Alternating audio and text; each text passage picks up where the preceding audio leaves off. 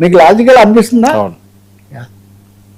Sir సముద్ర సంగ్రామం బొగ్గుమన్ Iran, ఇది సముద్ర సంగ్రామం పాకిస్తాన్కు అమెరికన్ డెలిగేషన్ ప్రతినిధి వర్గం వస్తుంది. ఇరాన్ మటుకు మాకు నమ్మకం లేదు, వీళ్ళు రోజుకోటి మాట్లాడుతున్నారు, పైగా హార్మోజ్ మీద వీళ్ళు విషయం చెమ్ముతూ అక్కడ అన్ని విధ్వంసం చేస్తున్నారు, కాబట్టి మేము రాము, వచ్చినా ఉపయోగం లేదు.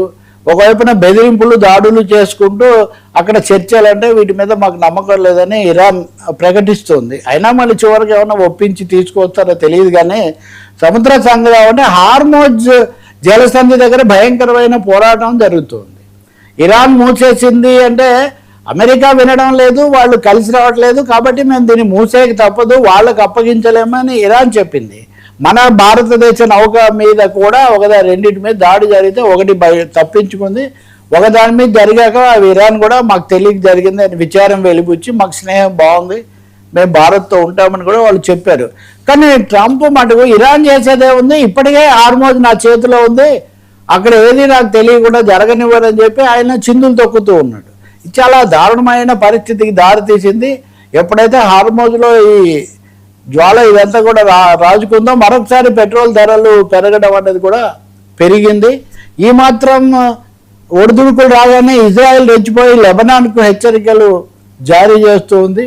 ఈ విధంగా మరొకసారి అంతా ఏదో అదుపులోకి వచ్చింది అన్న దాని నుంచి ఇది రివర్స్ అవుతున్న పరిస్థితి కనిపిస్తుంది. ఏం చేస్తారు పాకిస్తాన్ చర్చల్లో అన్నది మనము ఆచరణలో చూడాల్సిందే. కానీ ఖచ్చితంగా ఇరాన్ అమెరికాను విశ్వసించే పరిస్థితి మటుకు పూర్తిగా పోయింది. అయితే మేమేమీ యుద్ధం కోరుకోవట్లేదు, తొందరగా పరిష్కారం అయితే మంచిదేనని మేము కోరుకుంటున్నామని కూడా ఇరాన్ చెప్పింది. కానీ ట్రంప్ ఒక భయంకరమైన ప్రకటన చేశాడు. ఏమని? I will have Iran uranium అన్నాడు. ఇరాన్ యురేనియం అంతా నాకు వస్తుంది అన్నాడు.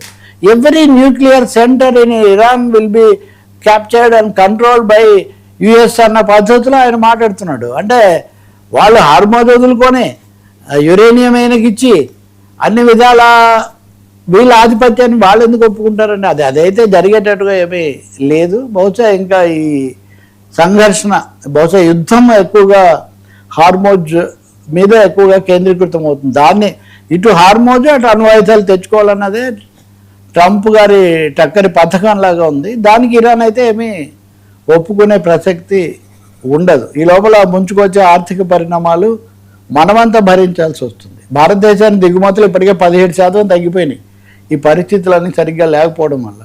ఇంకా కొంచెం తగ్గితే అప్పుడు మనకు ఒక సంక్షోభం కూడా ముంచుకొస్తుంది, ధరలు కూడా విపరీతంగా పెరిగిపోతాయి. థ్యాంక్ యూ సో మచ్ రావు గారు. ఇది ఈనాటి